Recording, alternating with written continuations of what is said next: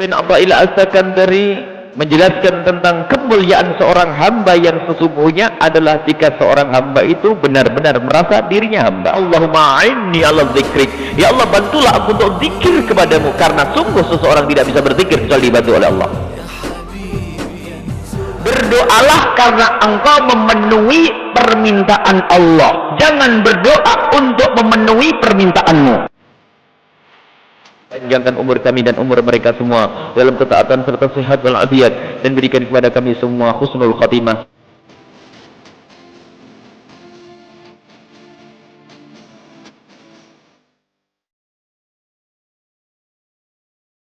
Bismillahirrahmanirrahim. Assalamualaikum warahmatullahi wabarakatuh. Assalamualaikum warahmatullahi wabarakatuh. Alhamdulillah,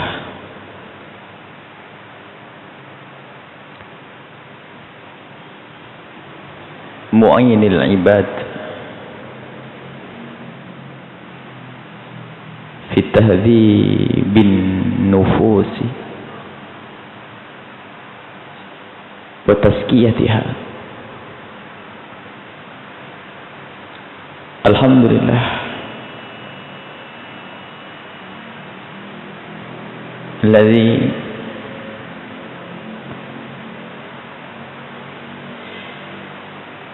جعل من شاء من عباده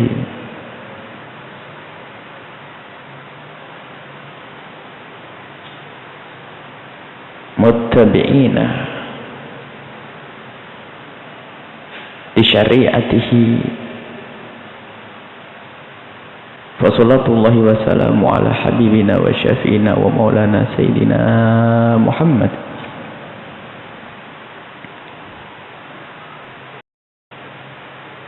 wa ala alihi al-mutahharina wa ashabi tayyibin wa tabi'ina lahum bi ihsanin ila yaumiddin.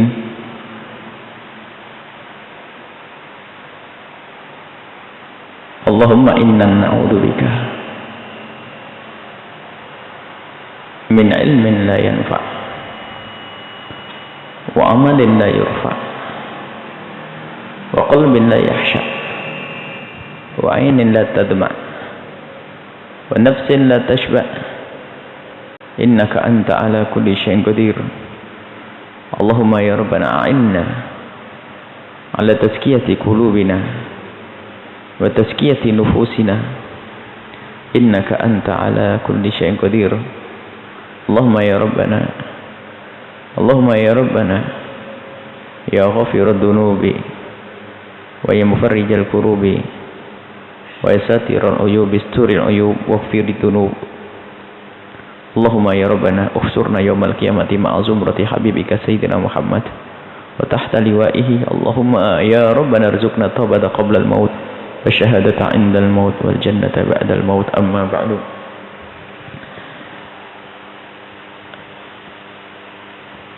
Hadirin hadirat kaum muslimin dan muslimat, para pendengar dan para pemirsa dimanapun anda berada, alhamdulillah kita senantiasa diberi oleh Allah kemudahan untuk melakukan kebaikan-kebaikan. Semoga ini pertanda bahwa kita adalah hamba yang dipilih oleh Allah Subhanahu wa ta'ala, dimuliakan oleh Allah di dunia dan di akhirat nanti. Malam ini seperti biasa majelis hikamnya bersama Ibn Athaillah As-Sakandari, yang sebelum pembacaan kitab hikam tersebut kita membaca satu hadis Nabi sallallahu alaihi wasallam yang diriwayatkan oleh Imam Bukhari rahimahullahu ta'ala dalam kitab sahihnya yang telah diringkas oleh Ibn Abi Jamrah, yang kitab tersebut masyhur dengan sebutan Mukhtasar Ibn Abi Jamrah. Mohon maaf jika anak kita selalu menyebut Ibn Abi Jamrah, sudah diulang, diingatkan berkali-kali masih salah. Mukhtasar Ibn Abi Jamrah, ringkasan yang diringkas oleh Ibn Abi Jamrah. Baik, Kita sudah sampai kepada hadis yang ke-103. Hadis yang ke-103 yang diriwayatkan anin Nu'man ibn Bashir anin Nabi sallallahu alaihi wasallam, diriwayatkan dari Sayyidina Nu'man ibn Bashir anin Nabi sallallahu alaihi wasallam, diriwayatkan dari Nabi sallallahu alaihi wasallam, qala, beliau bersabda, mathalul qaimi ala hududillahi, perumpamaan orang yang berdiri ala hududillahi, pada batasan-batasan Allah.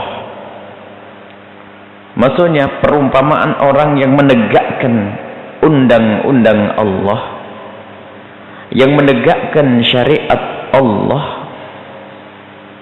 wal waqi'i fiha, dan orang yang terjerumus di dalam batasan-batasan tersebut. Jadi ada orang yang berdiri tegak di hadapan larangan-larangan Allah, dan orang yang terjun atau masuk di dalam larangan-larangan Allah. Jadi ada hudud. Hudud ini larangan, ini haram, ini tidak boleh, ini. Maka digambarkan ada dua orang, yang satu konsekuen, tidak mau melampaui batas, tidak mau terjun di dalam kemaksiatan tersebut, kemungkaran tersebut. Satu lagi kelompok yang masuk di dalamnya.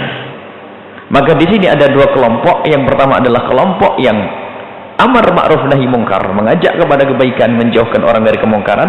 Yang sekelompok lagi adalah orang yang terjerumus di dalam kemaksiatan. Maka dua model ini digambarkan oleh Rasulullah, kamathali qaumin, seperti satu kaum, istahamu ala safinatin,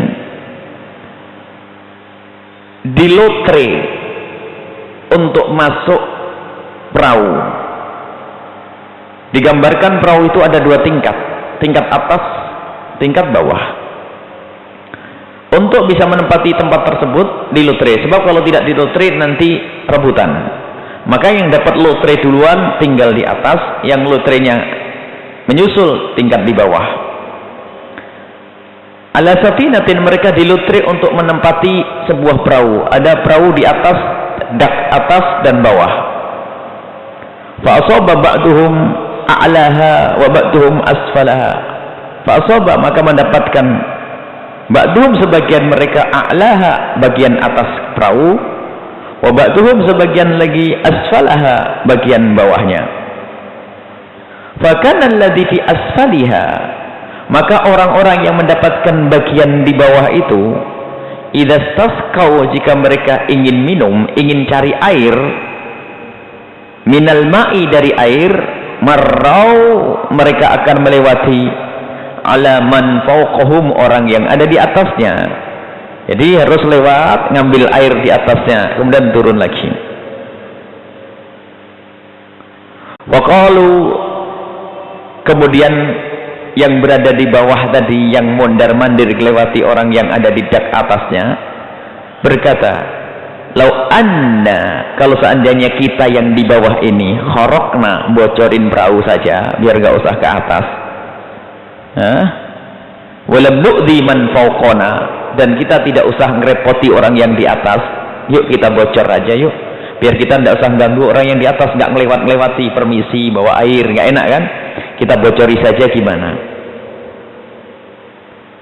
Nah ini, jadi fa'in yatrukuhum, kalau orang yang di atas tadi membiarkan orang yang di bawah bocorin perahu,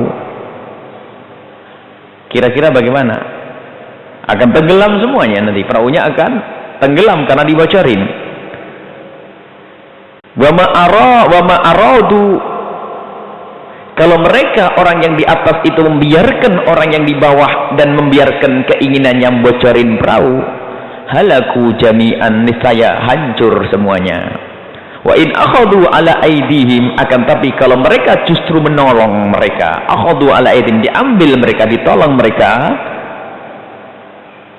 najau, mereka juga akan selamat. Yang menolong selamat, yang di atas selamat, wa najau, yang di bawah juga selamat, jami'an semuanya, maksudnya yang di atas dan di bawah juga selamat. Hadis ini Nabi Muhammad, ini indahnya dakwahnya Nabi Shallallahu Alaihi Wasallam untuk memahamkan kepada orang itu. Nabi membuat contoh, dan ini ada kelebihan atau cara di dalam kita berdakwah itu. Kadang di saat kita memahamkan kepada orang susah, tapi dibuatkan contoh lebih mudah untuk difahami. Dalam Al-Quran memang disebutkan, wattaqu fitnatan la tusibul ladina zalamu minkum khassatan wa'lamu annallaha syadidul iqab. Kalau ada orang berbuat zalim di sebuah kampung, nanti akan ada musibah, ya kan? Musibah itu pun akan menimpa kepada orang yang baik-baik juga. Kapan itu? Di saat yang baik-baik diam, tidak mengajak orang yang jahat itu kembali kepada jalan yang benar. Kadang untuk memahami itu susah. Kok bisa ya? Kan gitu. Akhirnya Nabi Muhammad membuat contoh kayak orang di dalam sebuah perahu. Ada yang di atas, ada yang di bawah. Kemudian yang di atas tuh kok pengen membocor perahu karena nggak mau repot naik turun bawah ke atas. Coba kalau seandainya keinginan orang yang ada di dak bawah itu dibiarkan begitu saja membocori perahu, niscaya yang di atas pun akan hancur. Ya kayak begitu. Jika kita melihat kemungkaran di kiri kanan kita kok kita biarkan, maka yang akan hancur juga kita semuanya.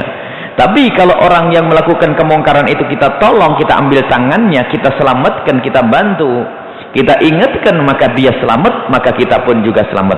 Ini gambaran yang dihadirkan oleh Nabi Shallallahu Alaihi Wasallam di dalam mendidik umat. Jadi kalau memberikan pemahaman dengan contoh. Jadi contoh itu memahamkan. Lebih dari itu yang harus kita pahami bahwa jangan sampai kita itu tidak pernah tergerak hati kita untuk merubah apa yang ada di kiri kanan kita dari kemungkaran-kemungkaran.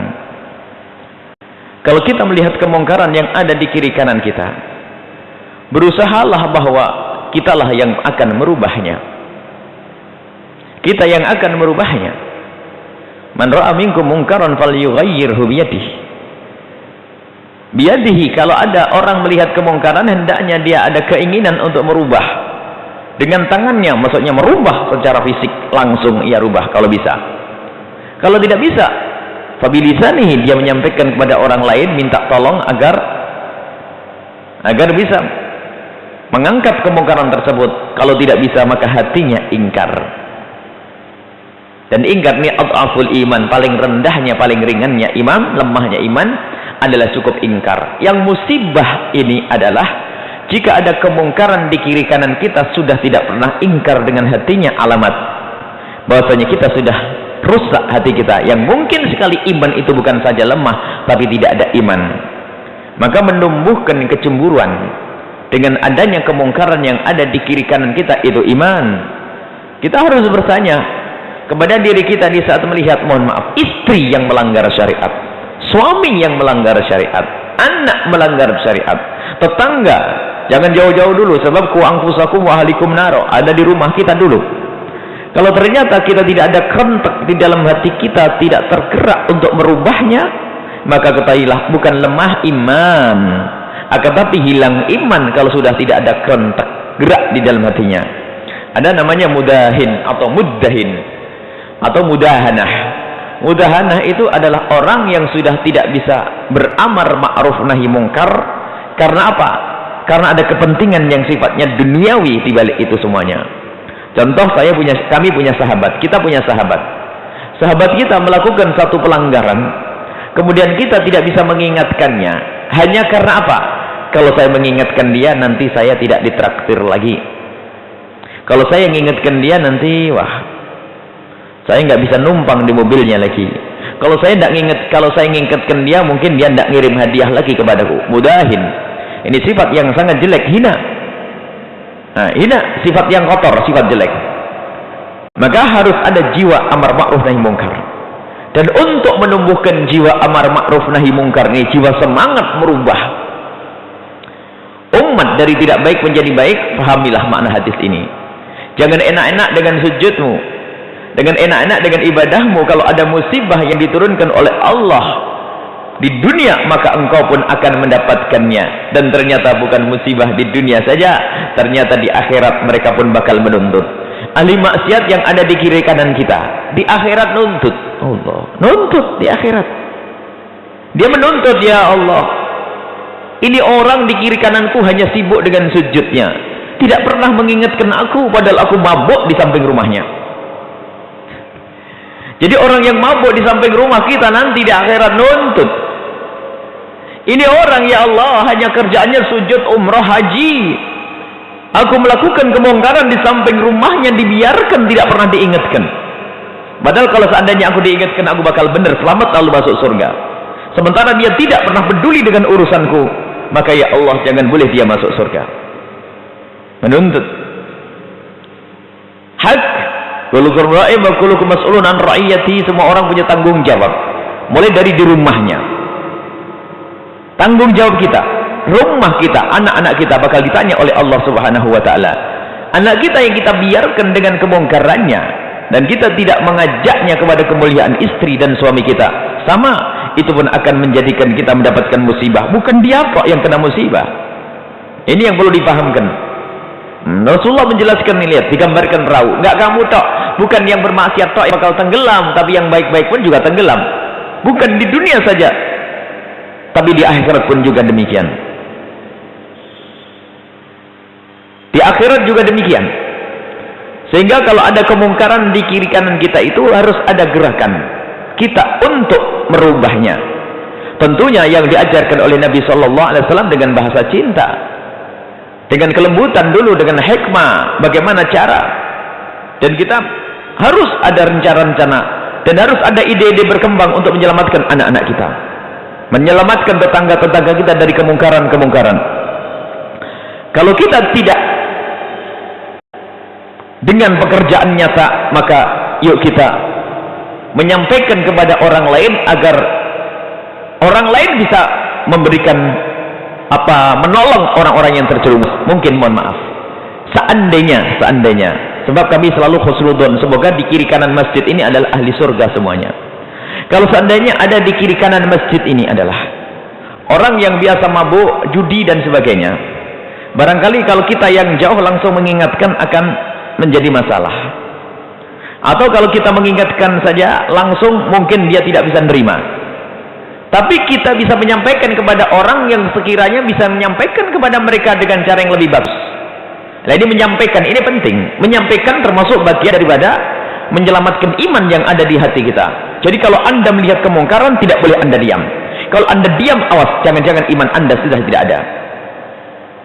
Kalaupun kalau Anda memang tidak punya kemampuan, tapi lidah masa tidak bisa ngomong, menyampaikan, minta tolong kepada orang lain agar menyelamatkan. Wahai saudaraku, di tempat ini ada kemungkaran, di sebuah rumah ini terjadi perzinaan, di tempat ini terjadi mabuk-mabukan. Wahai saudaraku, tolong bantu bagaimana agar mereka bisa selamat, agar mereka tidak berzina, tidak mabuk-mabukan. Sampaikan kepada orang lain, menyampaikan ini agar orang tersebut bisa membantu saudara yang terjerumus, diambil tangannya, maksudnya diselamatkan. Maka ini adalah termasuk menjaga iman. Jadi harus melihat kemungkaran di pinggir jalan, harus disampaikan.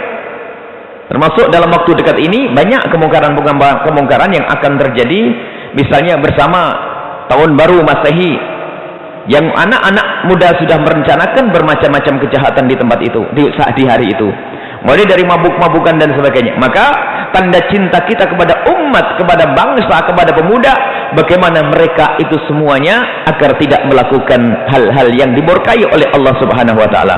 Maka kepada para ustadz semuanya, para pembimbing, orang yang biasa berceramah, semestinya di hari-hari begini selalu mengarahkan pembicaraannya, mengantisipasi kejahatan-kejahatan yang terjadi, mengingatkan kepada anak-anak muslim agar tidak ikut-ikutan.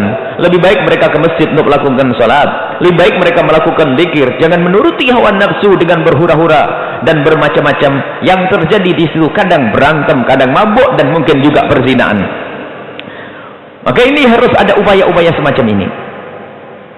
Dan kalau kita membiarkan begitu saja, bisa saja menjadikan penghalang kita untuk masuk surga Allah Subhanahu wa ta'ala, Karena apa? Kita bisa melakukannya tapi tidak pernah melakukannya. Baik, di sini ingat, jangan biarkan ada kemungkaran di kiri kanan kita kecuali ada keinginan kita untuk merubahnya. Dan wahai orang yang saat ini berada di dalam kubang kehinaan kemungkaran, wahai hamba-hamba Allah yang saat ini dalam kehinaan kemaksiatan, lihatlah kebesaran rahmat Allah Subhanahu wa ta'ala. Kami sebagai manusia tidak berhak merendahkan Anda, tapi yang kami khawatirkan adalah suatu ketika Allah merendahkanmu dengan siksa. Maka kepada siapapun yang ada di kiri kanan masjid ini misalnya, jika Anda adalah termasuk orang yang jarang sholat, atau mungkin Anda adalah termasuk orang yang mau makan renten, atau Anda mungkin hamba-hamba Allah yang sebetulnya adalah hamba yang kenal Nabi Muhammad, tapi Anda masih sering mabuk, atau mungkin ada yang melakukan zina, maka kami dari mimbar ini, dari menara yang tinggi ini, kami katakan kepada Anda semuanya, ketahuilah bahwa Allah bisa merubah Anda yang hari ini dalam kenistaan. Allah bisa merubah di esok hari Anda menjadi orang-orang yang dicintai oleh Allah Subhanahu wa ta'ala. Asalkan apa? Anda mau berurusan dengan Zat yang Maha Kasih, Zat yang Maha Kuasa. Kembalilah kepada Allah. Hari inilah waktunya. Hentikan kemungkaran-kemungkaran yang Anda lakukan. Hentikan kejahatan-kejahatan yang Anda lakukan.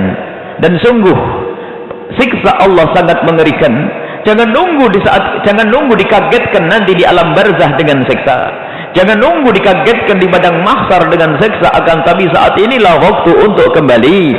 Dan di saat Anda kembali kepada Allah, sungguh sebesar apapun dosa yang Anda lakukan, sebesar apapun kejahatan yang Anda lakukan, ketahuilah jika Anda kembali kepada Allah, Allah akan mengampuni dosa Anda semuanya. Wattaibu minadz dzambi kaman la dzambalah. Orang yang bertobat dari dosa seperti orang yang tidak pernah berdosa. Jangan tunda esok hari, sebab esok hari belum tentu untukmu. Jangan tunggu minggu depan, jangan-jangan minggu depan adalah bukan untuk kita. Akan tapi hari ini, pada malam hari ini, siapapun yang mendengar suara ini, yang dari hamba-hamba yang jauh daripada kebaikan dan kebenaran, kami berkhusnudzon kepada Allah bahwa bersama suara yang kami sampaikan, ini Allah akan mengirim hidayah kepada Anda semuanya dan kami semua yang ada di masjid ini, sehingga di esok hari kita menjadi ahli surga Allah Subhanahu wa ta'ala, orang yang mendapatkan kemuliaan di dunia dan di akhirat. Dan kalaupun Anda masih berat untuk meninggalkan kemaksiatan yang Anda lakukan, kalau Anda masih berat melakukan kemaksiatan yang Anda lakukan, hari ini juga Anda minta kepada Allah, ya Allah, bantulah aku untuk meninggalkan kemungkaran ini. Yang mendengar suara ini mungkin ada hamba-hamba yang tidak sholat, mungkin Anda yang ada hamba yang pernah mabuk. Kalau Anda masih susah meninggalkan kejahatan itu semua, ngadulah kepada Allah saat ini juga, ya Allah, bencikan aku kepada kemungkaran ini dan jauhkan aku dari kehinaan ini. Mintalah kepada Allah Subhanahu wa ta'ala. Inilah, semoga apa yang kami sampaikan ini akan menjadikan kami terbebas, tidak ditanya lagi oleh Allah Subhanahu wa ta'ala di kiri kanan masjid ini, sehingga kelak bisa menjadi ahli surga semuanya. Dan jika ada di antara yang mendengar suara kami ini, jika ada yang terlukai hatinya oleh kalimat kami selama di masjid ini, ketahuilah itu semua karena kami tidak sengaja. Demi Allah, Allah Maha tahu tentang apa yang ada di hati hamba-hambanya. Jika ada kalimat tajam yang kami sampaikan, ketahuilah kami bukan bermaksud merendahkan Anda, sebab Nabi Muhammad melarang kita merendahkan orang lain. Sejahat apapun Anda, sejelek apapun Anda, tidak pantas bagi orang yang baik, apalagi belum tentu baik ini. Orang baik tidak pantas melihat orang yang jahat dengan mata merendahkan. Akan tapi yang seharusnya ada pada kita adalah memandang orang yang melakukan kemaksiatan adalah dengan mata kasih. Jadi kalaupun Anda mendengar dari menara ini kalimat-kalimat yang tajam, kalimat-kalimat yang merendahkan ahli maksiat, ketahuilah bahwa itu tidak kami sengaja dan kami tidak bermaksud merendahkan. Sebab kita dilarang merendahkan hamba-hamba Allah yang melakukan kemaksiatan, sebab bisa saja dirubah oleh Allah esok hari kita bermaksiat dan mereka dijadikan ahli ibadah. Maka jangan memandang orang lain dengan mata merendahkan. Insya Allah yang ada di kiri kanan masjid ini, atau yang berada di tempat yang tidak yang di luar masjid ini mendengar kalimat-kalimat kami, maka semoga ini bisa menjadikan sebab kemuliaan, sebab kesadaran, sebab hidayah dari Allah Subhanahu wa taala. Kami tidak ingin tenggelam. Kami tidak ingin tenggelam di lautan murka Allah bersama orang-orang yang bermaksiat. Kita tidak ingin tenggelam di dalam murka Allah bersama orang bermaksiat. Maka pulang dari tempat ini semuanya bersemangat untuk merubah kemungkaran yang ada di kiri kanan kita. Kalaupun Anda belum bisa, maka ingat di malam hari Anda harus sering memohon kepada Allah. Hadirkan permohonan kepada Allah agar kita tidak ikut tenggelam. Ya Allah, permohonan kepada Allah untuk orang-orang yang ahli maksiat yang ada di kiri kanan kita. Ingat, sebut namanya di hadapan Allah. Ya Allah, si fulan, ya Allah masih sering mabuk, ya Allah berikan bimbingan dan petunjukmu di dalam Anda banyak bermunajat kepada Allah di tengah malam. Perlu hal ini kita lakukan agar kita terbebas, kalau kita merubah dengan tangan kita tidak, menasihati dengan lidah kita tidak, ternyata hati kita pun tidak pernah terenyuh, tidak pernah tergerak, bisa-bisa kita akan dimasukkan ke neraka bersama mereka, kita akan hancur bersama mereka. Mohonlah kepada Allah. Anda melihat tetangga Anda masih hubungan dengan renten, atau dia merentenkan uang, maka doakan, ya Allah, tetanggaku dalam kehinaan renten, maka berikan kesadaran, ya Allah, berikan pengampunan, ya Allah, kesadaran, angkat derajat mereka. Anda melihat anak mabuk, Anda melihat orang yang tidak melakukan sholat, mungkin Anda untuk mengatakan berhentilah kau dari mabuk, Anda belum punya keberanian. Akan tapi memohonlah kepada Allah. Cuman permasalahannya kadang memohon pun tidak pernah, memohon kepada Allah pun tidak pernah. Sehingga kalau memohon pun tidak pernah, tidak ada kecemburuan. Kalau tidak ada kecemburuan, boro-boro kita akan melakukan dengan tangan kita. Ketahuilah, kalau kita merubah kemungkaran dengan tangan kita, belum dibarengi dengan rasa atau terenyuh di dalam hati, bisa saja kita berjuang bukan karena Allah. Allahu Akbar kelihatannya begitu, amar ma'ruf nahi mungkar, tapi tidak dibarengi dengan hati yang penuh kasih dengan sesama hamba yang melakukan kemaksiatan. Maka ketahuilah, bisa saja perjuangan kita itu bukan karena Allah, hanya pengen dibilang berjuang, dikit-dikit mengatakan Allahu Akbar, jihad, perangi kemungkaran, tapi belum pernah berdoa di malam hari. Ketahuilah, pembohong. Kita perlu hati kita sambung, kita melihat orang lain dengan mata kasih, kita manjatkan doa dengan memohon kepada Allah Subhanahu wa taala. Maka semoga dengan itu semua kita akan terbebas dari contoh Nabi SAW akan tenggelam bersama orang-orang yang tenggelam. Baik, kemudian makna lain yang bisa kita pahami dari ini, di samping itu ada makna berusahalah ya kita di dalam mengajak orang di dalam kebaikan atau memberikan penjelasan kepada orang dengan cara yang bermacam-macam. Maksudnya apa?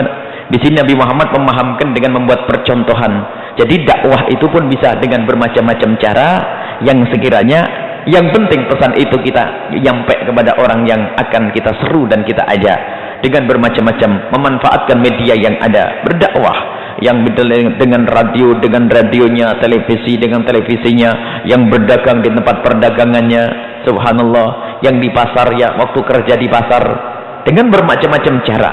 Intinya apa? Bagaimana pesan itu nyampe kepada orang yang akan kita ajak. Itulah dakwah yang diajarkan Nabi SAW agar kita terbebas dari kehinaan murka Allah Subhanahu wa taala, dan juga agar kita terbebas dari hukuman di dunia dan di akhirat. Awas, awas, awas, kalau Anda diam saja Allah akan menurunkan musibah. Wattaqu fitnatan, awas dengan musibah. La tusibanna alladziina dzalamu minkum khassatan, yang tidak akan hanya ditimpakan oleh Allah kepada orang yang bermaksiat, tapi yang soleh, yang ahli sujud pun ternyata juga akan mendapatkan hukuman dari Allah Subhanahu wa taala. Wallahu a'lam bissawab. Kita akan langsung kepada hikmah Ibn Athaillah As-Sakandari. Kita sudah sampai kepada hikmah yang ke-100.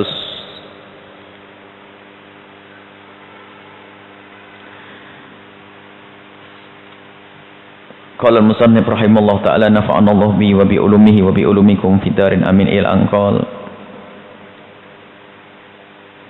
Kita sampai kita hikmah yang ke 122.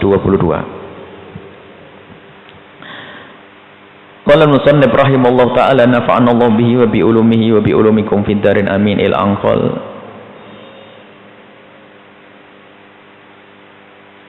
la nihayata limadzammika in arja'aka ilaika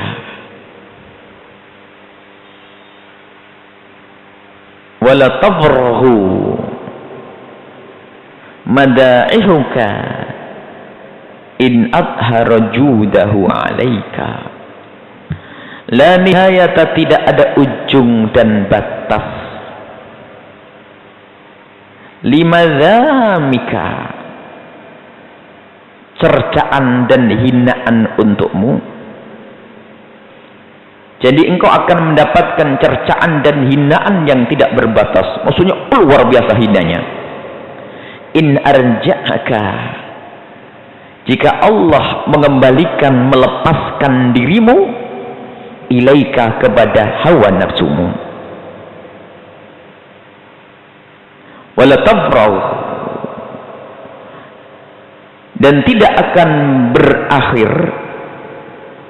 tidak akan ada ujungnya juga, mada'ihuka, sanjungan-sanjungan kebaikan untukmu, in adhara, jika Allah menampakkan judahu, sifat kemurahan Allah alaika, kepadamu. Di sini ada Allah, ada dirimu,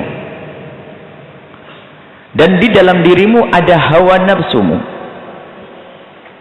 Maka suatu kehinaan yang tidak ada ujung-ujungnya jika Allah menjadikan dirimu itu patuh kepada hawa nafsumu. Di dalam diri kita ada yang namanya hawa nafsu, dan hawa nafsu sebagian mengatakan nafsu binatang, biarpun tidak pantas, sebab kalau manusia mengumbar hawa nafsunya lebih hina dari binatang. Manusia bukan binatang. Allah berikan kepada manusia nafsu, dan diberi oleh Allah akal, kemudian dia dengan akalnya bisa menerima paham tentang syariat, sehingga manusia yang bisa mengekang hawa nafsunya, memanage atau menundukkan hawa nafsunya, dia akan meningkat kepada tingkat malaikat, bahkan lebih lagi. Tetapi begitu sebaliknya, jika dia mengikuti hawa nafsunya, dia akan bisa menjadi lebih hina dari binatang itu sendiri. Balhun adall, mereka lebih hina. Ulaika kal an'ami, mereka seperti binatang-binatang. Balhum adall, bahkan mereka lebih hina lagi. Baik, sebelum kita menjelaskan hikmah ini secara panjang lebar, kita harus tahu bahasanya di dalam diri manusia itu ada ilham kebaikan kepada hawa nafsu,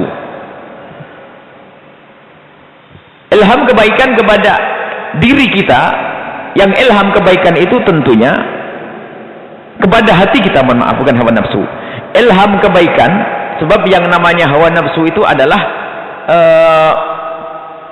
yang dijadikan kendaraan oleh setan, yang dijadikan kontrol setan untuk merusak kita. Sehingga musuh yang paling berat itu kan musuh di dalam selimut. Kalau kita bermusuhan dengan orang yang ada di luar, maka gampang.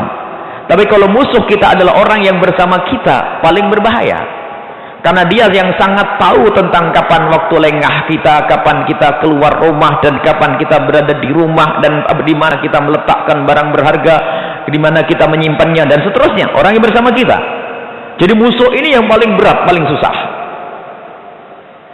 Dan itu adalah hawa nafsu yang dikatakan akbas, lebih kecil daripada sab'ina syaitana, daripada 70 setan.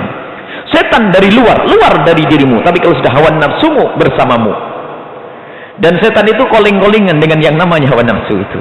Ada kesepakatan untuk menjerumuskan kita, sehingga mengilhami hawa nafsu untuk kejahatan-kejahatan. Fa'alhamaha fujuraha, maka memberikan ilham kepada nafsu ini yang jelek-jelek itu dari setan.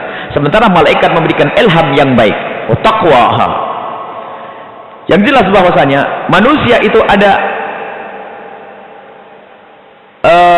naluri di dalam dirinya untuk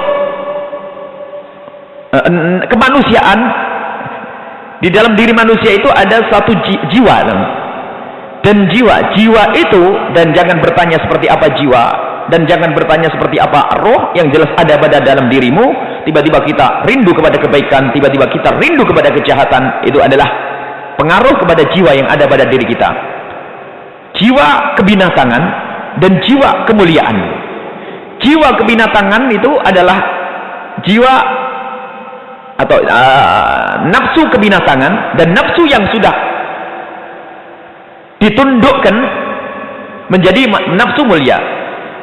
Ada pembahasan, ya, para ulama membahas tentang nafsu itu bermacam-macam. Ini kalau kita berbicara tentang nafsu ini panjang ceritanya. Ada nafsu itu, nafsu namanya aslinya nafsu, hawa nafsu yang ada pada diri kita itu adalah nafsu binatang, atau dalam bahasa Al-Quran ammarah bisu, nafsu binatang. Jadi menjadikan kita nafsu kebinatangan, mendengki, menginginkan ini. Ammarah bisu, mengajak kepada kebaikan. Dan kemudian disebutkan juga, kalau sudah nafsu amarah ini kita ingin tingkatkan, kan ada ya ayyatuhan nafsul mutmainnah irji ila rabbiki radiyatan mardiyah. Ada nanti nafsu yang diridhai oleh Allah Subhanahu wa taala, jiwa yang diridhai oleh Allah. Untuk sampai ke sana itu ada perlu proses. Pertama adalah nafsul ammarah bisu, semuanya nafsu ammarah bisu. Inna nafsal ammaratun bisu, wa nafsu selalu mengajak kepada kejelekan. Perlu kita tundukkan, kita lawan. Nafsu kebinatangan ini kita lawan. Lawamah. Sehingga nafsul lawamah itu nafsu yang senantiasa kita tuduh, awas, aku tidak boleh mengikutimu. Nafsul lawamah ini membuat peningkatan, bukan ammarah bisu tapi lawamah. Kita caci, pokoknya jangan dituruti hawa nafsu. Saya ingin makan lebih, stop. Saya ingin berdandan lebih, stop. Saya ingin membeli sesuatu yang tidak perlunya, stop. Hawa nafsu, mukhalafatul hawa. Sampai nanti kalau sudah kita membiasakan melawan hawa nafsu kita, nafsu ini akan mudah menerima ilham. Nafsu al-mulhamah fa'alhamaha taqwaha. Nah, ini adalah tingkatan. Kalau bicara, ini gambaran secara ringkas saja, sebab tujuan kita bukan itu. Kalau sudah mendapatkan mulhamah, nafsul lawamah, mulhamah, nanti sampai kepada nafsu itu yang nafsu yang radiyah, rela. Radiyah itu rela dengan apa yang Allah berikan dia. Di saat ia kaya mudah bersyukur, di saat melarat lihat tidak pernah dia diperbudak oleh kemiskinannya sehingga dia mengambil segala cara.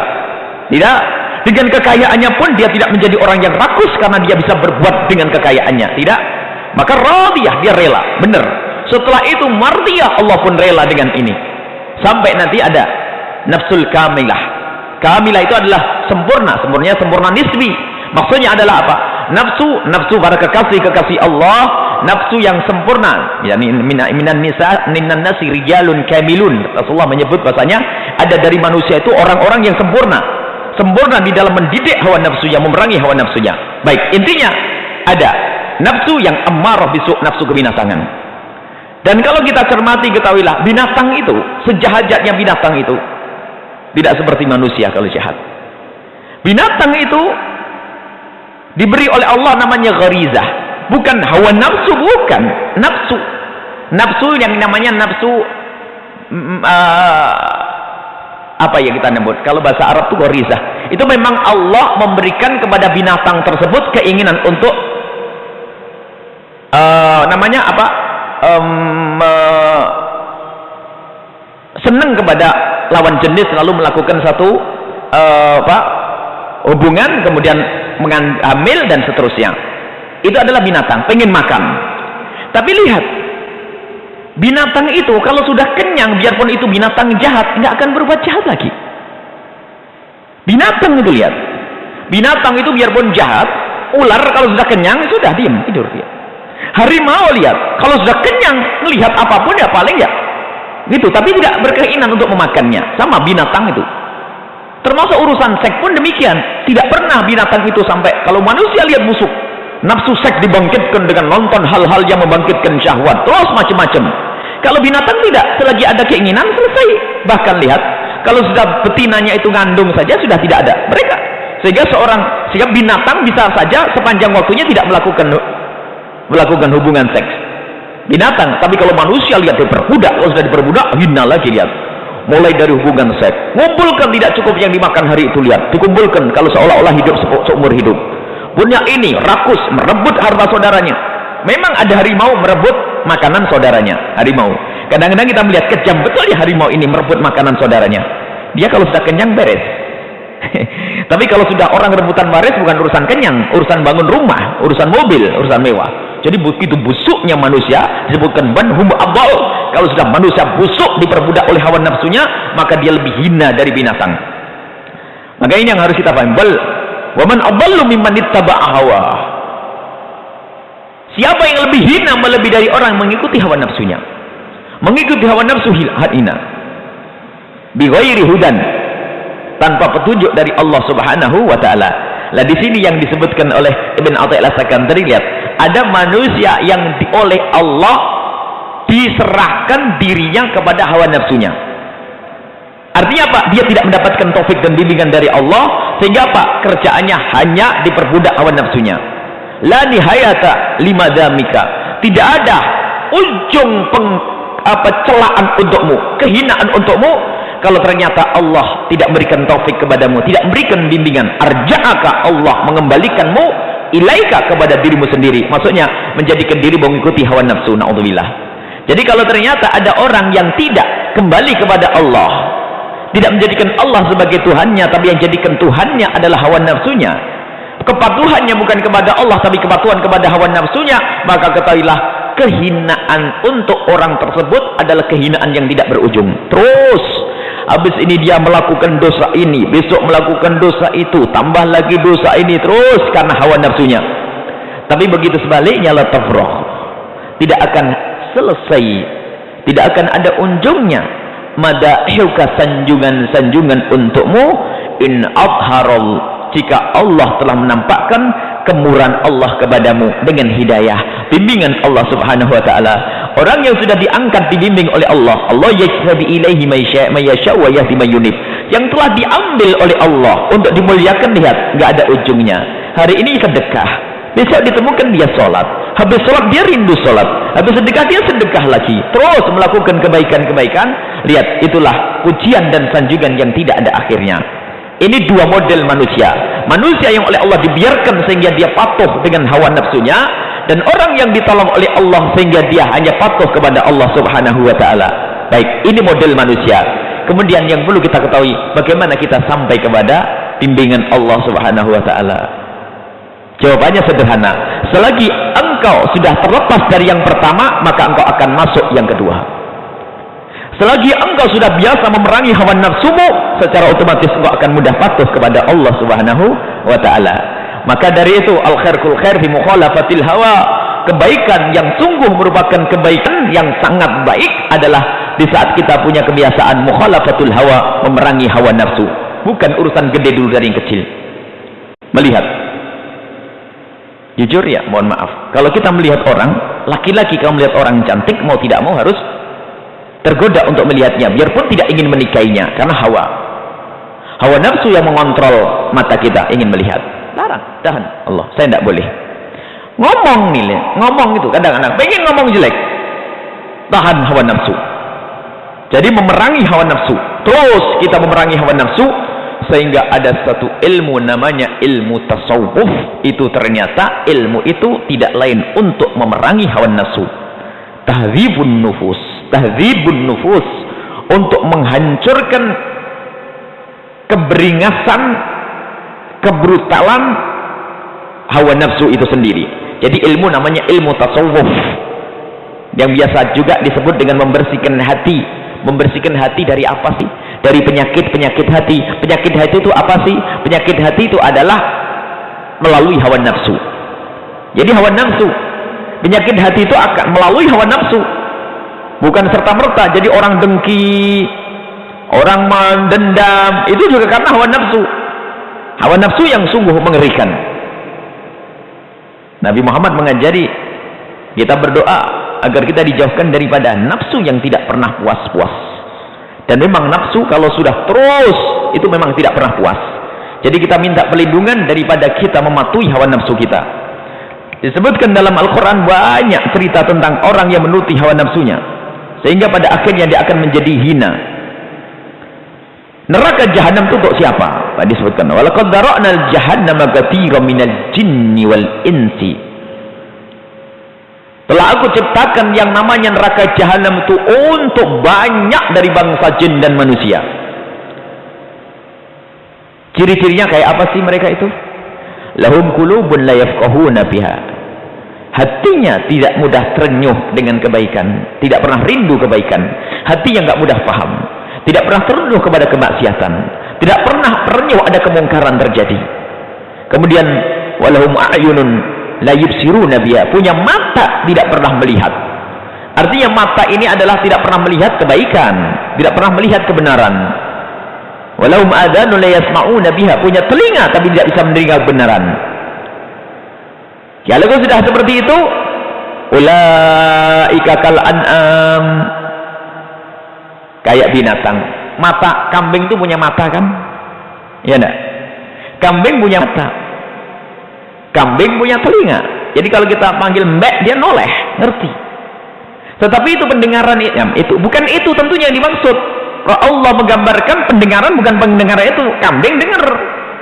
Akan tapi yang maksud dari pendengaran yang dengan mendengar dia lalu belajar, mendengar lalu belajar, melihat lalu belajar, mengambil pelajaran dari apa yang ia lihat. Maka kalau ada orang melihat tidak pernah melihat, tidak pernah belajar dari yang dilihat, mendengar tidak pernah belajar dari yang didengar, maka mereka itu kayak binatang, balhum adall, bahkan ia lebih hina lagi. Nah, untuk kita bisa melihat, faham dengan hati kita, kuncinya tetap satu, bagaimana kita bisa memerangi hawa nafsu kita. Subhanallah, hawa nafsu itu luar biasa. Hawa nafsu itu kadang mengajak kepada kita kepada kehinaan melalui pintu kemuliaan. Kalau kita sudah berbicara hawa nafsu ini ceritanya panjang. Jadi kadang hawa nafsu itu mengajak kepada kehinaan dengan kebaikan. Harus sholat ke masjid. Orang pada tak sholat ke masjid. Hawa nafsu bagus. Soalnya kita pikir masjid ke masjid beneran, rupanya dia sombong, ingin menghinakan orang lain. Sholat, sedekah. Ini orang tidak membantu semua. Ini saya sedekah 5 juta. Oh iya, salah. Sederhana sedekah membayar 5 juta, tapi bukan karena hati yang rindu kemuliaan, tapi nuruti hawa nafsunya. Sholat malam 20 rakaat, capek, besok nggak sholat lagi. Itu hawa nafsu yang mengajak. Jadi hawa nafsu kadang mengajak kepada kehinaan dalam bentuk kebaikan. Sehingga kita itu harus selalu cermat dan waspada. Kalau anda melakukan sedekah, ingat hawa nafsumu bisa ngikut-ngikut. Kalau engkau melakukan satu kebaikan, cermati terus, jangan lengah, tuduh terus yang namanya hawa nafsu. Maka kalau orang selalu menuduh hawa nafsunya, maka orang itu bakal selamat. Yang lengah kepada hawa nafsunya akan kecolongan. Lengah, harus tuduh hawa nafsu, dituduh terus. Tidak boleh kita menuruti hawa nafsu. Itu curigai namanya hawa nafsu. Termasuk di saat kita melakukan kebaikan, katakan, ya hawa nafsuku ikut-ikut enggak? Enggak. Di saat kita melakukan sholat, hawa nafsu ikut-ikut enggak? Haji, hawa nafsu ikut-ikut enggak? Bisa saja haji itu ternyata hawa nafsu yang berkata. Hawa nafsu mengatakan apa? Masa kamu sudah banyak duit belum haji? Kalah dong sama tetangga sebelah.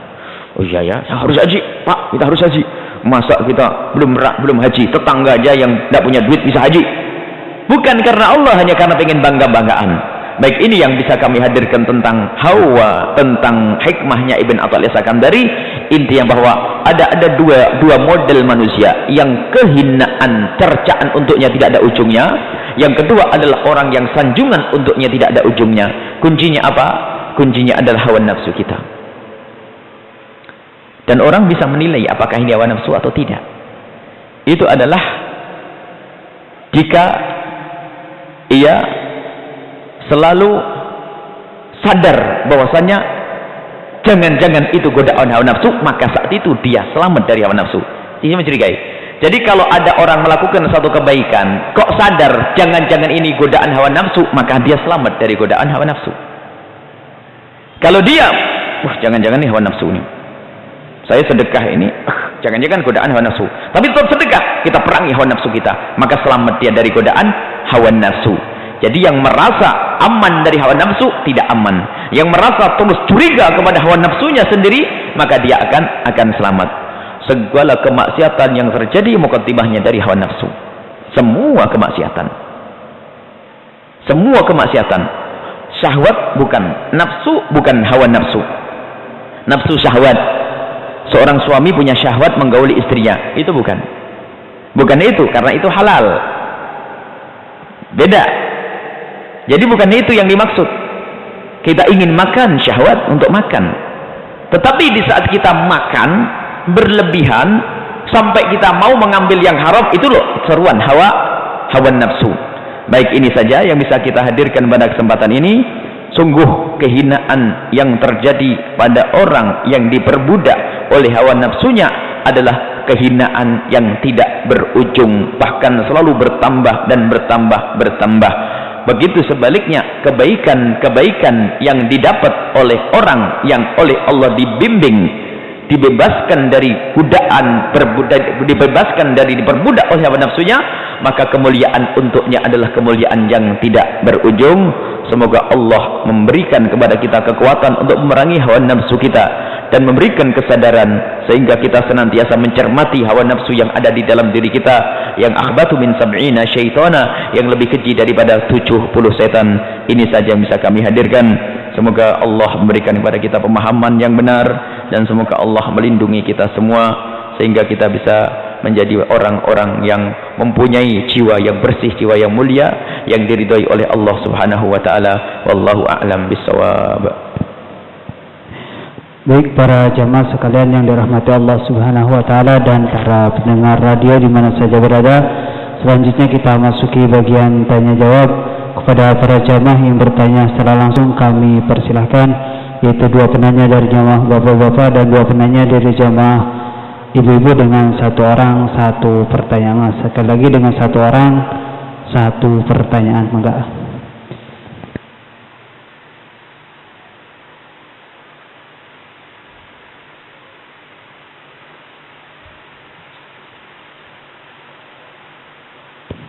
Assalamualaikum warahmatullahi wabarakatuh. Waalaikumsalam warahmatullahi wabarakatuh. Buya ingin bertanya, seseorang itu punya asa, punya cita-cita, punya keinginan, punya sesuatu yang ingin dicapai, dan terkadang kita ini memakai semangat untuk bisa mencapai apa yang kita inginkan. Bagaimana caranya membedakan antara semangat yang hak, itu benar-benar dari dalam kolbu kita yang mungkin belum yang bersih lah, dan semangat yang didorong oleh hawa nafsu. Itu. Terima kasih. Assalamualaikum warahmatullahi wabarakatuh. Waalaikumsalam warahmatullahi wabarakatuh. Baik, 1 penanya kembali kami persilahkan.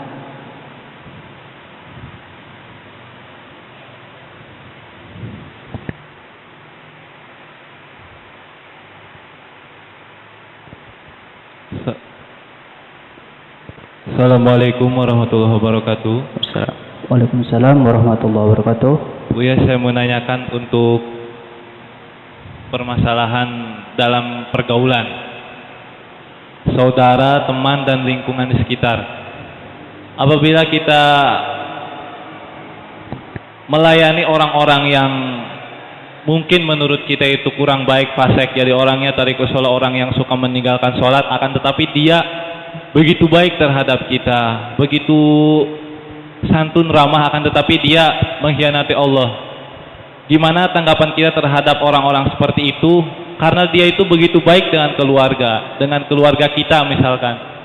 Dia itu sering membantu, sering menolong, akan tetapi dia itu orang tarikus sholat atau orang-orang yang suka meninggalkan sholat dan orang yang ahli maksiat di luaran sananya. Gitu saja, terima kasih. Wassalamualaikum warahmatullahi wabarakatuh. Waalaikumsalam warahmatullahi wabarakatuh. Assalamualaikum warahmatullahi wabarakatuh. Assalamualaikum. Buya mau menanyakan mengenai bosop, apakah dia termasuk kemungkaran, Buya? Kebetulan di sekitar perumahan itu kan banyak tanah kosong, dimanfaatkan oleh orang-orang yang dari jauh, dan kehidupannya mereka rata-rata minim, Buya, dan kasar-kasar. Apa ada kewajiban dari penduduk di sekitarnya itu untuk mengingatkan bahwa tanah itu bukan haknya, kalau diingatkan itu merasa bahwa dia jauh lebih lama tinggal di situ gitu. Terima kasih. Wassalamualaikum warahmatullahi wabarakatuh. Waalaikumsalam warahmatullahi wabarakatuh. Baik, satu penanya kembali kami silahkan dari ibu-ibu. Kalau tidak ada kami cukupkan. Kepada Bu Yahya kami persilakan untuk menjawab pertanyaan. Masih ada? Sambil dilihat. Baik, ada di belakang.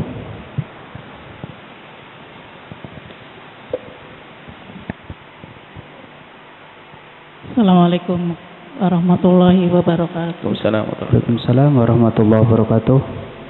Bulan ini kan Bu ya, saya mau tanya ya. Bulan ini kan bulan mau menghadapi tahun baru. Kan meniup trompet itu hukumnya haram. Gimana? Meniup trompet itu hukumnya haram. Bagaimana dengan yang membuat trompet sementara orang yang membuatnya itu orang yang nggak punya gitu? Itu aja. Assalamualaikum warahmatullahi wabarakatuh. Waalaikumsalam warahmatullahi wabarakatuh. Baik, kami silakan kepada guru kita semua Bu Yahya untuk menjawab pertanyaan. Bismillahirrahmanirrahim. Yang pertama adalah untuk membedakan bahwasanya ini adalah seruan hawa nafsu atau seruan kebaikan, ilham kebaikan. Di saat kita punya cita-cita yang mulia, kita menginginkan sebuah kebaikan. Kita ingin sebuah kebaikan yang luar biasa, lalu kita berjuang untuk mendapatkan kebaikan tersebut. Kita ingin tahu ini hawa nafsu yang mengajak atau ini adalah seruan dari ilham kebaikan atau semangat niat yang mulia. Maka cara membedakan sederhana, ada rumus yang sangat sederhana bahwa tujuan sebaik apapun kalau kita tempuh dengan cara yang tidak baik, maka dia tidak akan mendapatkan apa-apa. Begitu sebaliknya, tujuan yang baik jika kita tempuh dengan cara yang baik, biarpun kita belum sampai ke tujuan tersebut, Allah sudah memberikan pahala. Kalau pemahaman ini adalah kita pakai sempurna nanti, benar tujuan kita. Contoh, ada orang yang pengen jadi dokter misalnya, atau pengen jadi pejabat, apa sih, Pak Kuwu, kayak bupati, wali kota. Ia berkata bahasanya tujuannya adalah mulia. Tujuannya adalah mulia, saya ingin menjadi pejabat, nanti saya akan merubah umat ini, saya ingin membuat, pokoknya segala yang ada sangkut pautnya dengan agama akan saya beresin, kemaksiatan akan saya bongkar, saya hancurkan semuanya. Tujuannya adalah sangat mulia. Dan berjuang dia untuk menggapai tujuan tersebut. Lihat, hawa nafsu atau bukan dia waktu ngomong seperti itu. Kalau memang di dalam menempuh kemuliaan tersebut dia melalui prosedur yang diridhoi oleh Allah, maka tanda itu adalah yang menyuruh bukan hawa nafsu, sehingga dia akan menempuh jalan yang benar dan akan mendapatkan pahala di hadapan Allah. Jalan yang benar, prosedur. Pengen jadi dokter, bahasanya sih fardu kifayah, untuk aku bisa menyelesaikan urusan apa? Umat, jadi menolong umat, fardu kifayah. Tapi di dalam perjalanannya dia menempuh ilmu kedokteran tersebut berpegang dengan syariat atau tidak. Kalau dia melakukan sesuatu yang haram, mungkin mulai dari nyogok waktu sekolahnya, kemudian di situ pun dia jarang sholat, memohon kepada apa pun jarang, maka omong kosong, omongan yang tujuannya tadi adalah bohong. Maka kalau Anda ingin tahu apa yang Anda kerjakan untuk menggapai tujuan yang mulia itu, Anda lihat. Di saat Anda ingin menggapai tujuan tersebut, apa yang Anda lakukan? Mulai dari rezeki Anda, misalnya sebuah tujuan yang membutuhkan tenaga. Tenaga butuh makan. Untuk bisa buat tenaga makan, tentu makannya ada yang halal. Karena dia ingat bahasanya, aku harus makan yang halal agar keluar energi yang bersih, karena aku ingin menggapai sesuatu yang mulia. Tidak usah jauh-jauh contoh menuntut ilmu. Menuntut ilmu bisa saja hawa nafsu. Menuntut ilmu agar orang pinter. Kelihatannya sih khusyuk menghafal dan sebagainya. Pinter tapi ternyata di dalam hatinya itu hanya pengen disebut sebagai orang yang paling alim di dunia. Lihat, kalau orang tujuannya hanya untuk alim di dunia, lihat, dia menggosok sandal temannya, tidak pernah mal, ngambil duit orang lain, terserah, biaya pun tidak pernah mikir. Tapi kalau ada orang menuntut ilmu karena dia ingin selamat, mendapatkan kemuliaan di hadapan Allah, tidak mau masuk neraka, lihat, mustahil dia mau makan yang haram. Karena apa? Makan haram adalah sebab masuk neraka di situ. Jadi bisa dilihat perjalanan menuju kemuliaan tersebut, dia kalau masih lempeng berpegang dengan syariat, kepleset sih iya tapi balik lagi. Tapi kalau murni nyekolahkan di pondok tapi dari duit renten, waduh. Nah, insya Allah ini saya titipkan duit, saya rentenkan yang sebulan kayaknya hasilnya 2 juta nak, buat kamu mondok nak ya. Waduh, ya nggak mungkin dia. Karena apa?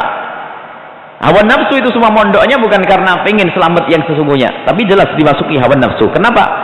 Dia itu bukan pengen selamat, tapi hanya pengen menuju sesuatu yang dia tidak sebutkan dengan lidahnya. Ada kebanggaan maksudnya apa? Kebanggaan yang sifatnya duniawi itu. Jadi untuk mengecek bahwasanya kita saat ini menuruti hawa nafsu atau tidak, di dalam kita melaksanakannya itu kita lebih berpegang kepada syariat atau tidak. Sama urusan sholat dan sebagainya. Sholat, ngaji bu, ke Majelis Al-Bahjah dengan Buya Yahya, itu bisa hawa nafsu bu. Buktinya apa? Suami minta ditemani lagi sakit, saya menuntut ilmu karena Allah. Menuntut ilmu karena Allah. Ya itu hawa nafsu, kelihatannya baik nih, kayak begitu. Buktinya keluarnya tidak. Atau seorang anak laki-laki yang gagah ngaji, nangis kalau doa. Tapi ternyata pak ibunya ngomong, nah malam ini nggak usah ngaji nak, Umi sakit ditemani. Ini saya sayang ketinggalan ilmu Mi. Hawa nafsu nih. Benar pak, karena dia menuju kemuliaan melakukan pelanggaran, melakukan dosa, maka itu adalah hawa nafsu. Baik, inilah yang untuk mengetahui apakah yang kita lakukan ini adalah karena seruan ilham dari malaikat kebaikan atau ternyata itu adalah hawa nafsu. Kemudian yang kedua adalah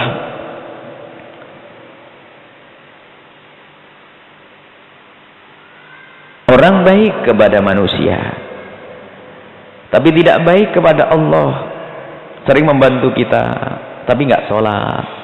Gimana orang semacam ini? Maka ketahuilah, tanda balas bekti Anda kepada orang tersebut adalah justru bagaimana orang tersebut bisa selamat juga di akhirat. Dia memberikan kepada Anda hadiah, Anda membalas hadiah duniawi kecil, dunia dengan dunia. Bagaimana Anda bisa membalas dunia yang diberikan olehnya kepada Anda? Pertolongan itu kan duniawi. Menolong Anda, memberi hadiah kepada Anda sakit kasih obat, baik. Maka tanda bakti Anda kepada orang yang telah berbuat baik kepada Anda adalah bagaimana dia bisa selamat di akhirat nanti. Bimbing dia, bawa kepada kemuliaan, ingatkan kepada kebaikan. Mungkin ada keraguan, nggak enak saya nanti kalau saya ingatkan. Ini masuk bab namanya mudahin yang kami sebutkan tadi. Nggak mau ngingetkan takut nanti tidak ditolong lagi, nggak mau ngingetkan nanti takut tidak dikasih hadiah, nggak mau ngingetkan nanti tidak diajak makan bareng. Itu masuk dosa yang gede kita. Dan kemudian jangan suudzon kepada orang baik itu. Orang kalau pada manusia baik itu biasanya lembut hatinya. Maksudnya lembut itu nggak mudah emosi. Jadi yakinlah bahwasanya Allah bakal menolong Anda. Maka Anda sampaikan kebaikan. Kalau memang dia orang pada dasarnya baik, insya Allah kalau diingatkan asalkan caranya benar, dia tidak bakal mudah marah. Dia sudah baik kepada Anda, sering membantu dan sebagainya. Subhanallah, bagus, alhamdulillah sudah sering membantu, sering menolong kepada Anda. Tinggal Anda tingkatkan. Insya Allah kalau Anda ingatkan tidak bakal marah dia. Karena apa? Dia adalah orang yang baik dengan sesama manusia. Tapi kalau orang yang sudah dasarnya dengan manusia nggak baik itu paling susah diatur. Sama manusia nggak benar, buru-buru diingatkan. Tapi tetap kita harus berdoa, memohon kepada Allah. Anda wajib mengingatkan dia, karena Anda sudah mengambil kebaikan urusan dunia.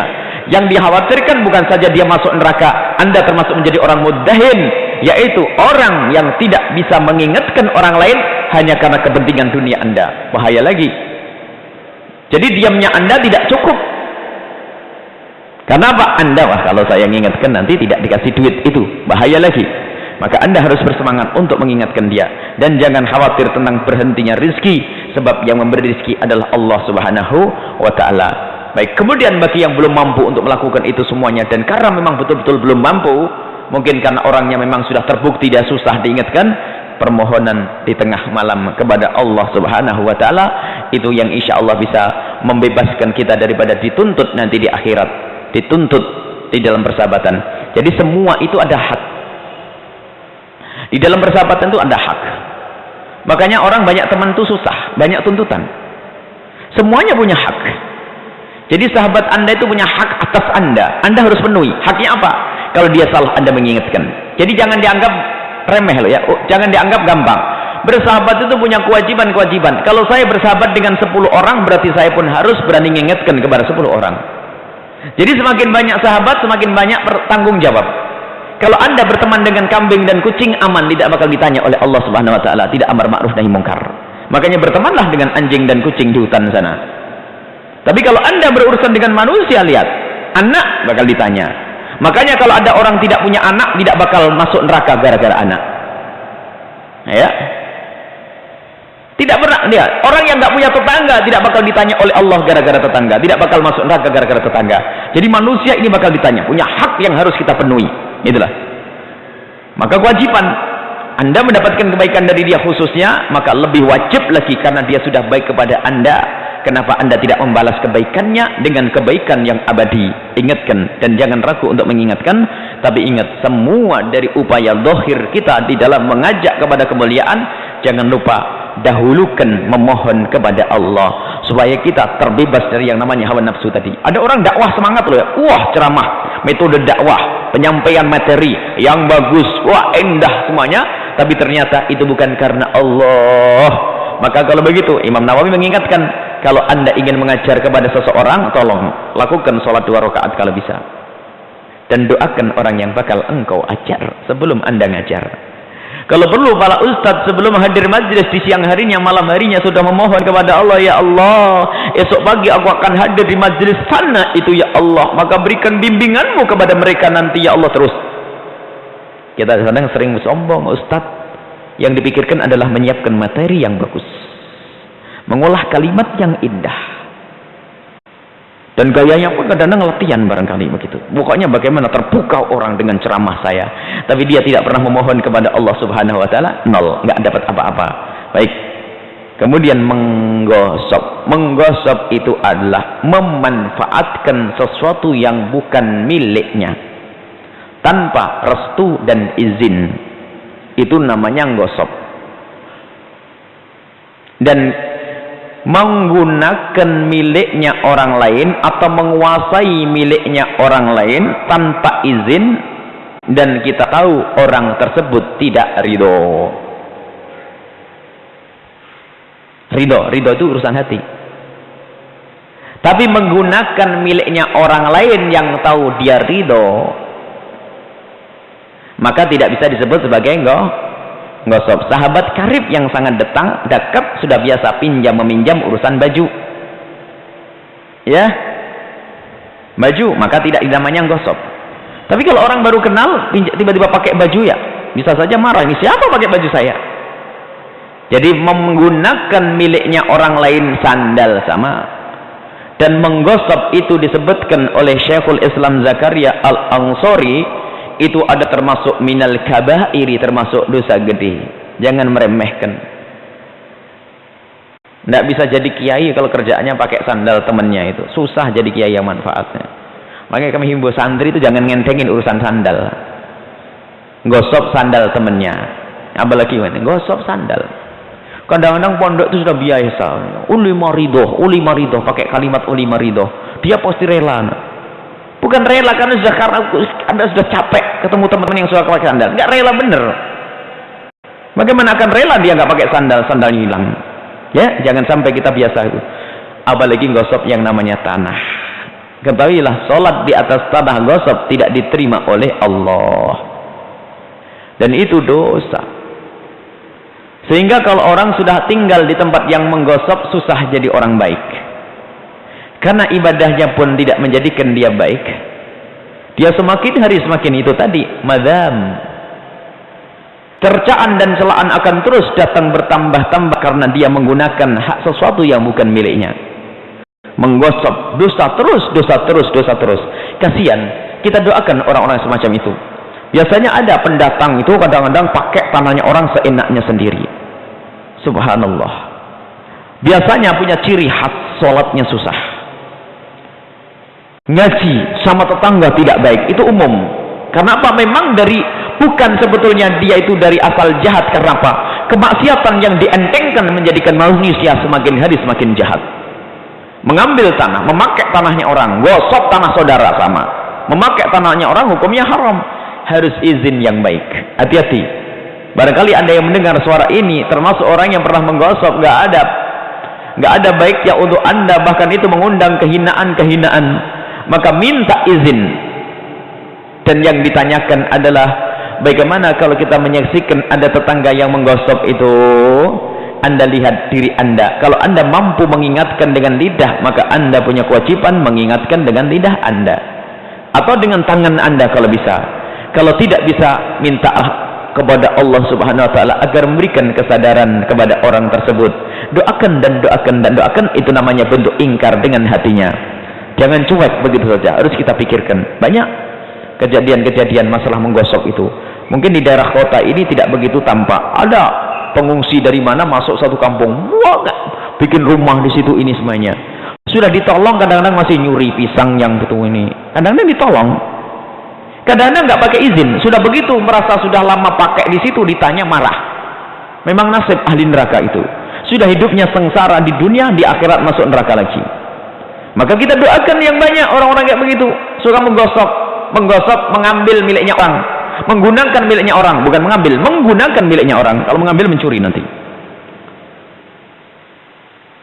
Baik. Kemudian pertanyaan yang terakhir adalah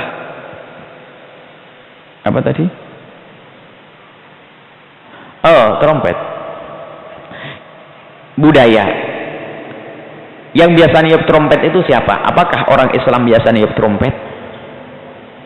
Tidak ada di dalam ajaran Islam, bukan sunnah Nabi, bukan sunnah ulama dan sebagainya. Tapi itu sunnahnya orang di luar Islam, dan itu ada makna sendiri. Trompet itu punya makna filosofinya yang ada. Jadi berkenaan dengan trompet di budaya-budaya Yunani, di budaya-budaya orang di luar Islam, termasuk di budaya-budaya yang ada di dalam agama Kristen. Jadi bukan budayanya umat Nabi Muhammad sallallahu alaihi wasallam.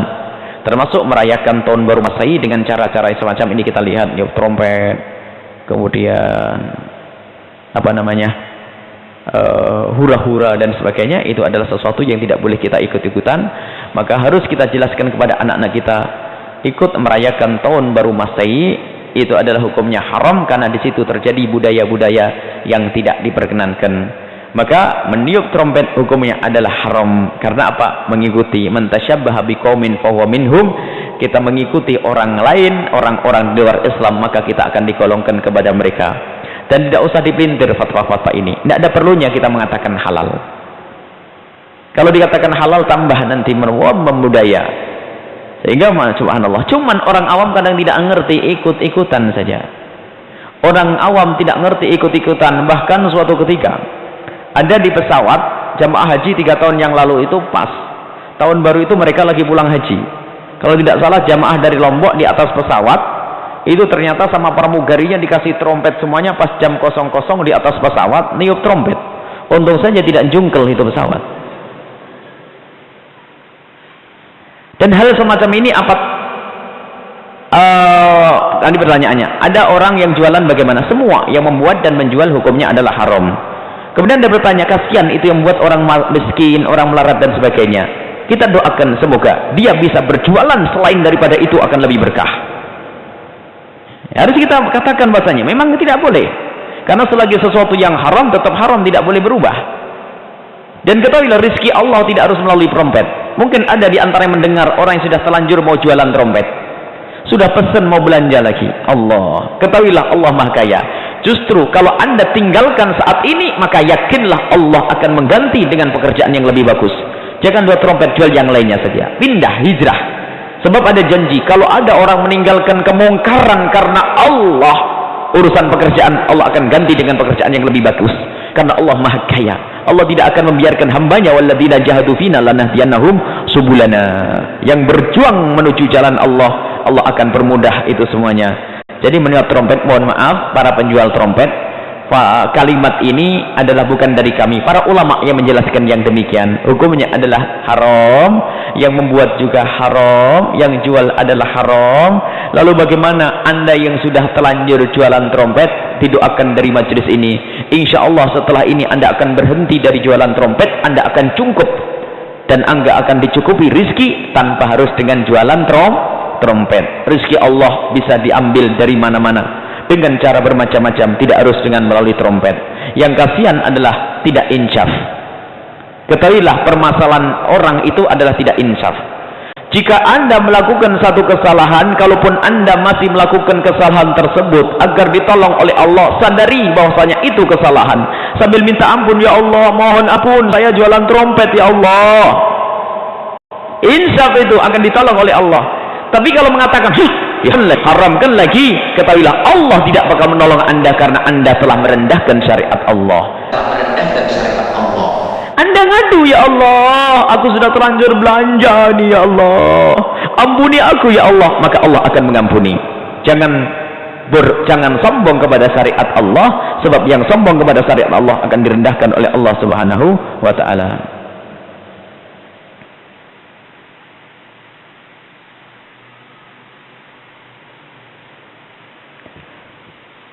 Yang pertama, ini ada pertanyaan dari Bandung melalui Yahoo Messenger. Buya bagaimana, karena mereka juga mendengar, karena acara kita didengar dari penjuru Indonesia bahkan dunia, termasuk dari beberapa radio yang ada di Indonesia banyak merilai acara kita ini.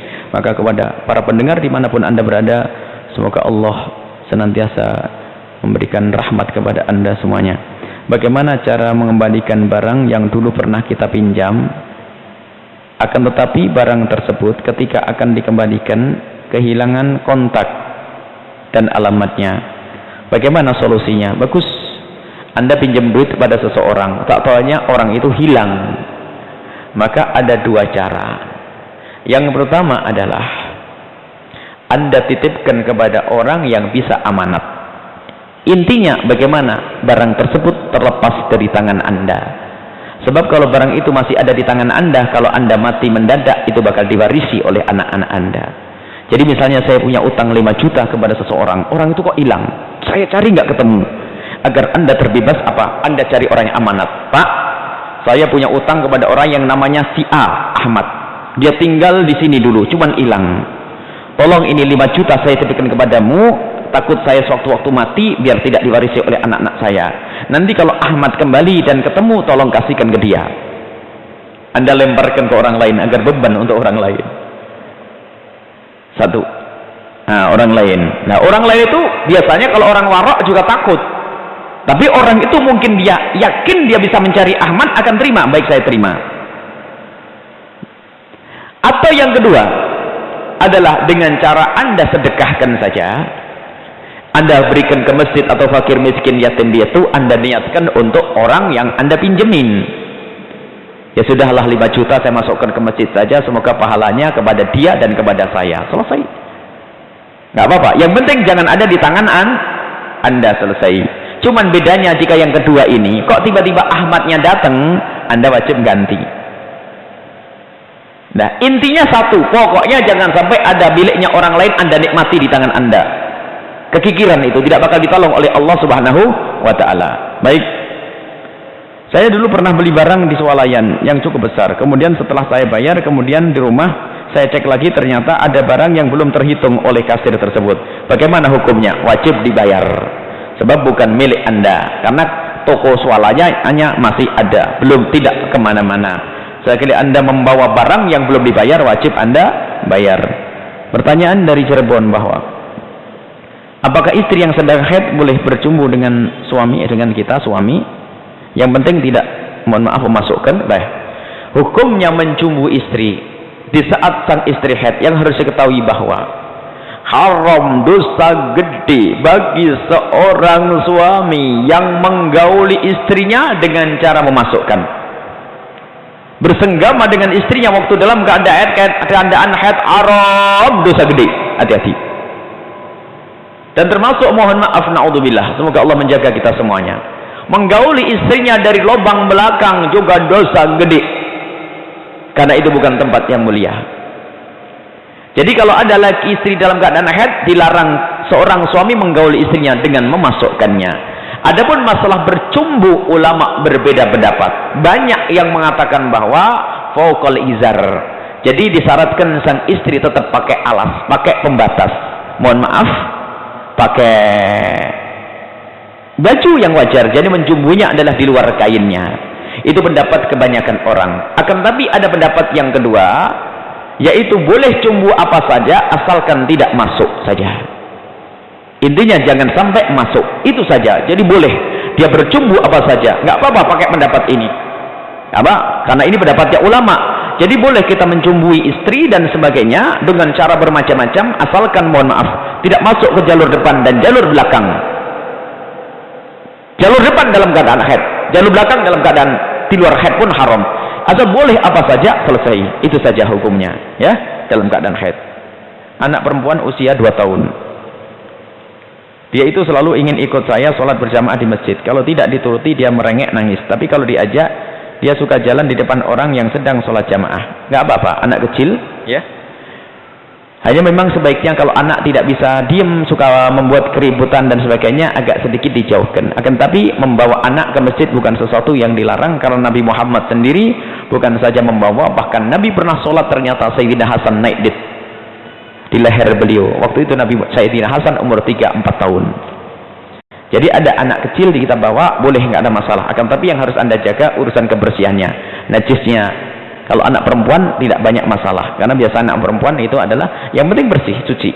Kemudian kalau anak laki-laki yang belum dihitan biasanya bermasalah, karena belum dihitan itu ada membawa najis menurut mazhab kita Imam Syafi'i radhiyallahu anhu.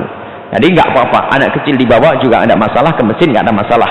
Ini ya, cuman kalau nanti mengganggu karena anak tidak punya akal, maka kita itu akan melakukan satu kesalahan, bisa saja dosa. Maka dari itu harus punya ilmunya. Ilmunya bahwasanya kita menggendong anak di saat kita sholat bukan sesuatu yang dilarang. Menggendong anak waktu sholat, Nabi Muhammad menggendong bayi waktu sholat, waktu sujud diletakkan, waktu berdiri gendong lagi. Ibu-ibu harus paham ini. Jadi sambil sholat gendong anak bukan dilarang, gendong sambil kabira walhamdulillah katsira subhanallah. Boleh. Nabi Muhammad menggendong bayi, menggendong anak di saat melakukan sholat. Cuman untuk lebih sempurna barangkali ya, kalau anak masih terlalu kecil jangan dibawa, biar sama ibunya saja. Tapi kalau memang sudah mulai ngerti, mulai mendekat usia tamyiz, dilatih untuk kita dekatkan ke masjid. Memang Nabi pernah bersabda, jannibu masajida minas tibyani wal majanin, jauhkan masjidmu dari anak-anak kecil dan orang-orang gila. Ternyata dijelaskan di situ adalah anak kecil yang membuat keributan yang tidak bisa didiamkan. Bukan berarti langsung diusir, dipinggirkan saja. Sebab mengenalkan anak ke masjid juga kewajiban. Sebab kalau anak-anak kita tidak kita kenalkan ke masjid, nanti lebih kenal kepada selain masjid, itu lebih bermasalah lagi. Baik. Pertanyaan yang lain? Waktu. Oh, sudah lewat. Sampai sana. Ada beberapa hal yang harus kita sampaikan.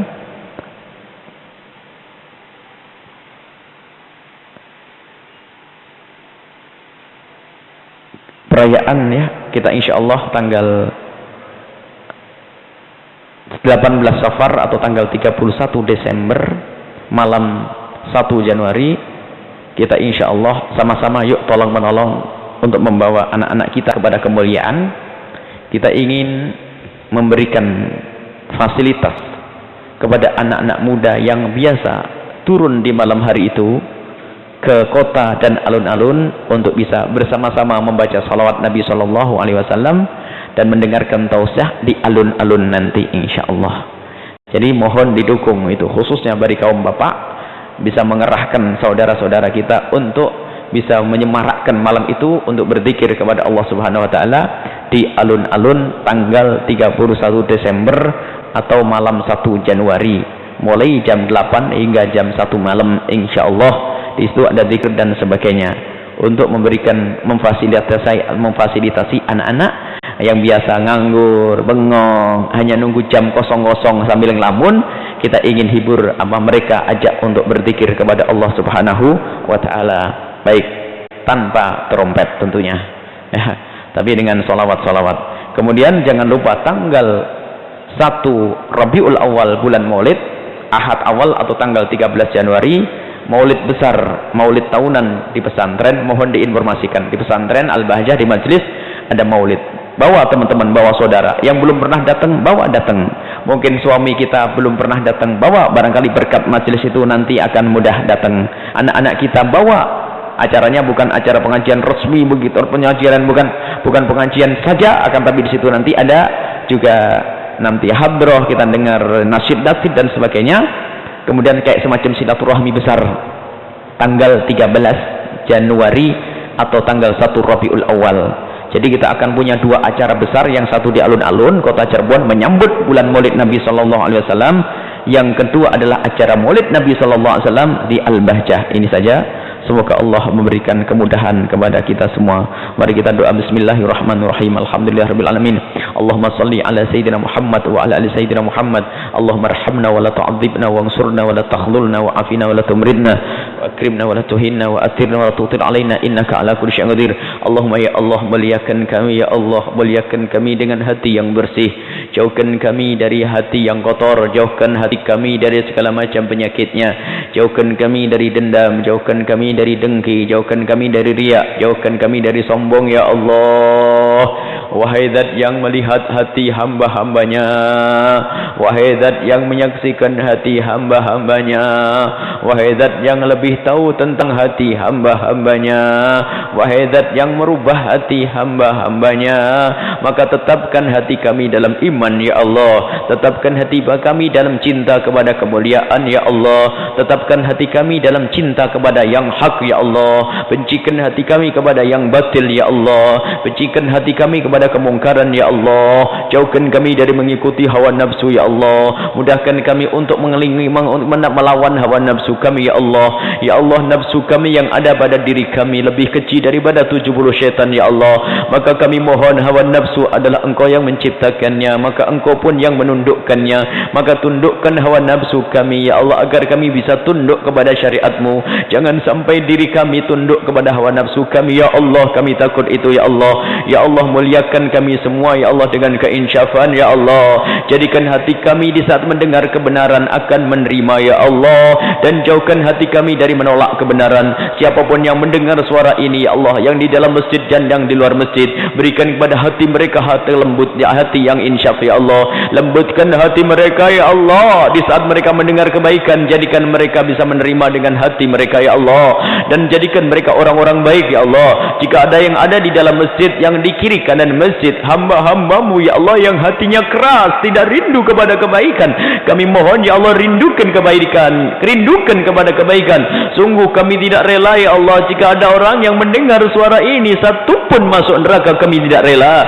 Kami tidak rela jika ada yang mendengar suara ini mereka berzina ya Allah. Kami tidak rela jika ada yang mendengar suara ini mereka mabuk-mabukan ya Allah. Kami tidak ingin siapapun yang mendengar suara ini, muliakan dengan hidayah-Mu, muliakan dengan taufik dari-Mu, muliakan dengan bimbingan dari-Mu, muliakan dengan rahmat dari-Mu ya Allah. Sungguh Engkau maha kuasa, wahai Zat yang maha pemberi taufik ya Allah, wahai Zat yang maha memberi rahmat ya Allah. Ya Allah, jauhkan kami dari sebab kehinaan di dunia dan di akhirat. Jauhkan kami dari sebab kehinaan di dunia dan di akhirat. Kehinaan di dunia dengan mengikuti hawa nafsu, kehinaan di dunia dengan kemaksiatan ya Allah. Jaga mata kami dari melihat yang haram, jaga lidah kami dari mengucapkan yang haram, jaga telinga kami dari mendengar yang haram, jaga anggota tubuh kami dari melakukan yang haram, dan ampuni dosa kami yang sangat banyak yang kami tidak bisa menghitung satu persatu. Dan ya Allah, ya Allah, ya Allah, ya Allah, jika ada di antara kami ini ya Allah, hamba-Hamba-Mu ya Allah yang mendengar kebenaran akan tapi masih belum bisa mengikuti, maka ampuni mereka dan mudahkan mereka untuk mengikuti kebenaran yang mereka dengar. Ya Allah, kami ingin yang ada di tempat ini semua adalah ahli surga-Mu. Jika mereka adalah orang yang keras hati sehingga menjadi keras dengan sesama, lembutkan hati mereka dan wujudkan keindahan di rumah tangga kami, suami istri yang saling mencintai karenamu. Wujudkan keindahan di masyarakat kami, masyarakat yang saling mencintai karenamu.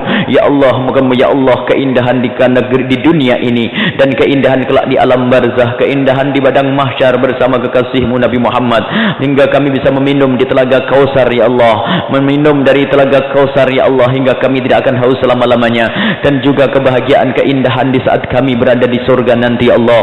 Ya Allah, ya Allah, semua yang ada di tempat ini punya hajat, maka kami mohon kabulkan hajat mereka semua ya Allah. Ada di antara hajat mereka ingin punya rizki yang luas ya Allah, lapangkan rizki mereka dengan rizki yang halal ya Allah, yang menjadikan sebab mereka mulia di dunia dan di akhirat. Ada di antara mereka punya rizki ingin punya anak yang soleh solehah, maka mudahkan mereka untuk mendidik anak-anak mereka. Ada mereka yang punya rizki ya Allah ingin menikah, mudahkan mereka untuk mendapatkan pasangan orang-orang yang kau muliakan, yang menjadikan sebab mereka mulia di dunia dan di akhirat, mulia di dunia dan di akhirat ya Allah. Ya Allah, yang hadir ke tempat ini adalah hamba-hambamu yang rindu kemuliaan. Jika ada yang hadir ke tempat ini hambamu yang bejat, hambamu yang ahli maksiat, hambamu yang banyak dosa, maka kami mohon ya Allah kehadiran mereka ke tempat ini karena ingin mulia, maka sebesar apapun dosa mereka ampuni ya Allah. Sekeras apapun hati mereka lembutkan, sejahat apapun mereka jadikan mereka orang soleh yang kau cintai ya Allah. Sungguh bagimu sangat mudah ya Allah. Kami tidak ingin ada yang hadir ke tempat ini, mereka adalah hamba-hamba yang kau murkai. Kami tidak ingin orang yang mendengar suara ini hamba-hamba yang kau murkai ya Allah. Mudahkan segala urusan kami, lapangkan rezeki kami. Yang sakit sembuhkan ya Allah, yang punya hutang mudahkan kami dalam membayar hutang-hutang kami semua ya Allah. Panjangkan umur kami dalam ketaatan serta sehat walafiat, dan berikan kepada kami semua ketulusan, keikhlasan. Jadikan kedatangan kami ke sini karenamu ya Allah, bukan karena seruan hawa nafsu kami. Jadikanlah ibadah-ibadah kami karenamu ya Allah, bukan karena menuruti hawa nafsu kami ya Allah. Ya Allah, berikan kepada kami semua husnul khatimah, mati dalam keadaan iman ya Allah. Iman ya Allah, iman.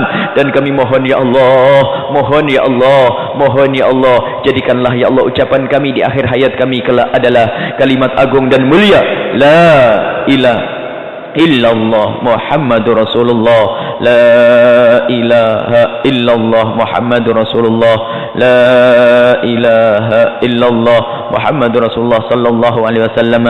Rabbana atina fid dunya hasanah wa fil akhirati hasanah wa qina adzabannar. Wa sallallahu alaihi sayyidina Muhammadin wa ala alihi washabihi wasallam. Walhamdulillahirabbil alamin. Al-Fatihah.